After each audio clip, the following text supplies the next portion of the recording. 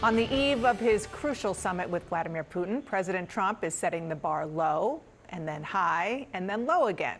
Here's what he said just this morning on the Brian Kilmeade Show.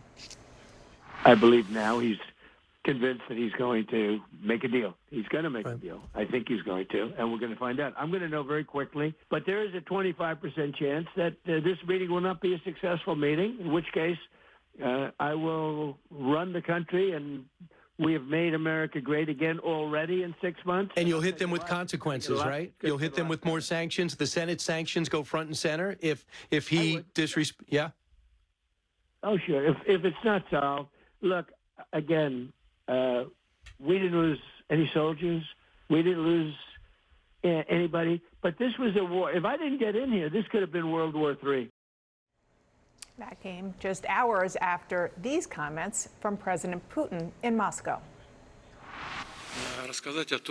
To tell you about the stage we are at with the current American administration, which, as everyone knows, is making, in my opinion, quite energetic and sincere efforts to stop the hostilities, stop the crisis, and reach agreements that are of interest to all parties involved in this conflict in order to create long-term conditions for peace between our countries and in Europe and in the world as a whole. If by the next stages we reach agreements in the area of control over strategic offensive weapons. CNN's Elena Treen is at the White House. Elena, what are you learning about the preps in the building behind you for this really important meeting? Yeah, we're getting a lot more details, Dana, of what this is actually going to look like and what the parameters that the president believes need to be set as he heads into it. One is we know, of course, the location of it's going to be at Joint Base Elmendorf in Anchorage. But they both said, both the Kremlin, but also President Donald Trump and his White House press secretary, Caroline Leavitt, that they expect there to be a joint press conference between Donald Trump and Vladimir Putin tomorrow after all of this ends, which in itself is incredibly notable that this is going to be, we're going to see Putin standing potentially alongside Donald Trump here speaking to reporters.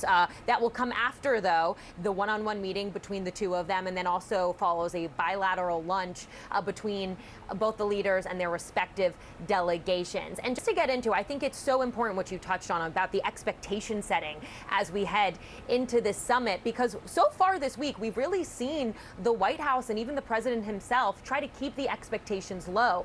You've heard the White House press secretary argue that this is a listening exercise for President Donald Trump. Trump himself said that he doesn't believe it's up to him to make a deal. But now he's saying two important things from that interview. He said, one, he doesn't know if they're going to get an immediate ceasefire. And he also said he believes that the Russian president is convinced that he's going to get a deal. This comes, of course, as we know, European allies of the United States and Ukrainian President Volodymyr Zelensky made very clear on that call with President Donald Trump yesterday that they believe any decisions, any potential deal they need to have a seat at the table before that can happen, and also that an immediate ceasefire is necessary before they can move forward. Now, what we also heard President Donald Trump say to Brian Kilmeade in that radio interview is that he believes that this first meeting is the most important part is getting a second meeting, and he wants there to be a second meeting. He said even potentially having them stay in Alaska and having Zelensky join. But at the same time, we're also hearing that,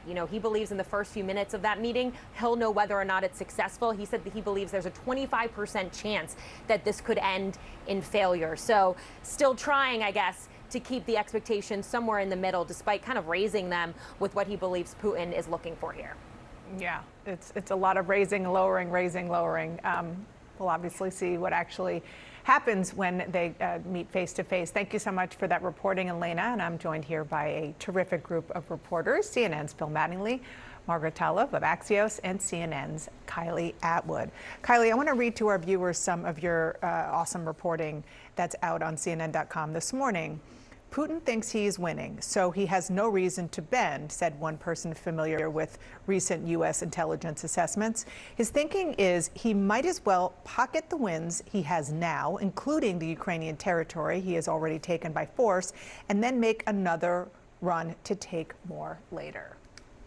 Yeah, U.S. intelligence officials don't believe that Putin's overall objectives when it comes to Ukraine have greatly changed over the last few months. There's some indications that there might be a short-term softening in his goals, an openness to getting some of those territorial wins and actually pocketing them, getting some economic deals with the United States. But overall, the perspective is much more pessimistic, that he's still focused on this maximalist perspective when it comes to gaining Ukrainian territory. And we have heard as such from Russian officials over the last few days. They've talked about the territories that they have made military gains in, wanting to have control of the entirety of those territories, which would mean Ukraine ceding territory that they haven't even lost to date during this war. So what we don't know is how much President Trump is actually taking these intelligence assessments into account when he heads into this meeting, because he personally has been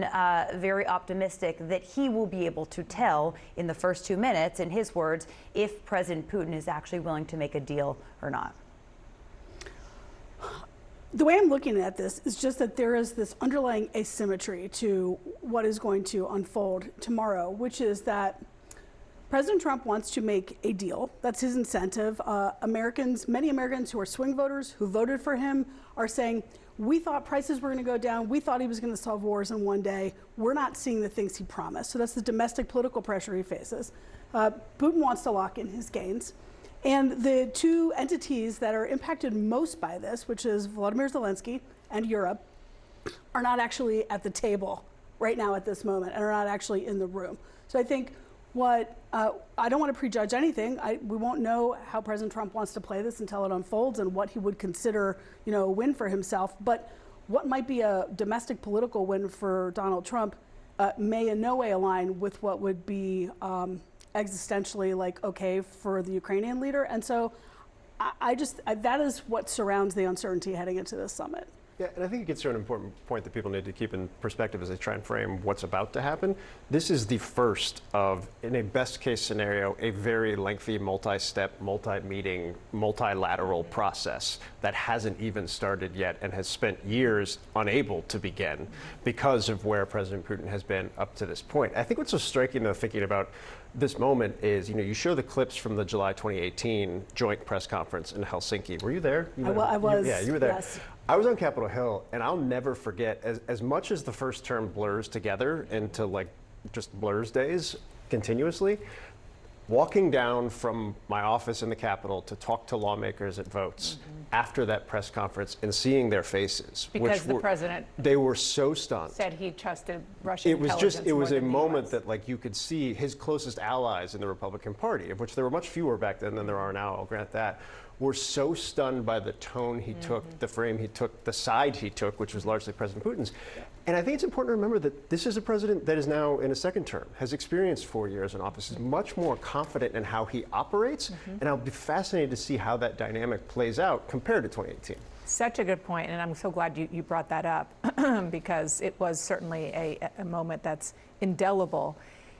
Even though he's clearly learned a lot, his approach to Vladimir Putin, or his reaction to Putin just in the last 6 months, has gone up and down.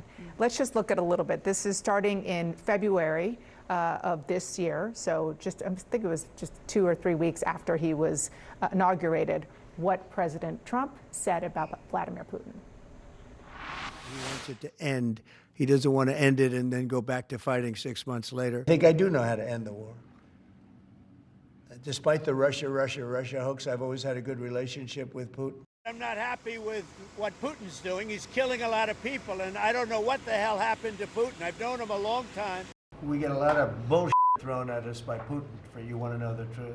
He's very nice all the time, but it turns out to be meaningless. President Putin, I believe, wants to see peace, and Zelensky wants to see peace. Kylie? as that evolution happened, we have reported that Trump was actually asking people around him what changed in Putin, because he thinks that something has fundamentally changed about the Russian leader that he dealt with in the first Trump administration. He was asking Europeans about this. He was asking White House aides about this. One rationale he was given that's at least personally responsible, they said, was the COVID pandemic, when President Putin was really isolated and became really paranoid. But it's clear that President Trump is, publicly talking about how frustrated he has grown with Putin, and privately trying to figure out what has happened here. I also think it's worth noting, just coming back to the point of what we're going to see come out of this, because we really don't know, neither President Trump or President Putin have laid out clear objectives for this meeting. The clearest person on that has been President Zelensky. And to Margaret's point, he's not going to be in the room tomorrow. So when President Trump says earlier today that a ceasefire immediately might not actually come, he wants a full peace deal. Well, what is the first step towards that peace deal in his mind? We genuinely don't know.